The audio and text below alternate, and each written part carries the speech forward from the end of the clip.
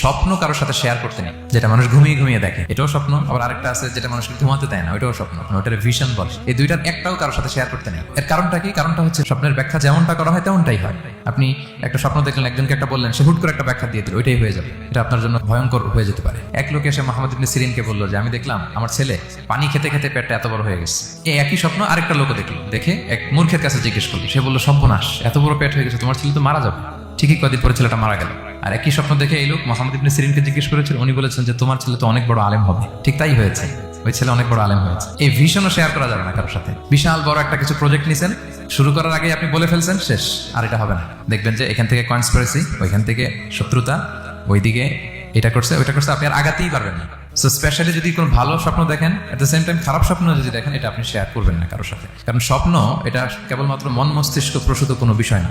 মুমিন জীবনে এটা অনেক অর্থবহ। মাঝে মাঝে স্বপ্নের মাধ্যমে আল্লাহ মানুষকে বার্তা দেয়, ইলহাম পাঠায় স্বপ্নের মধ্য দিয়ে।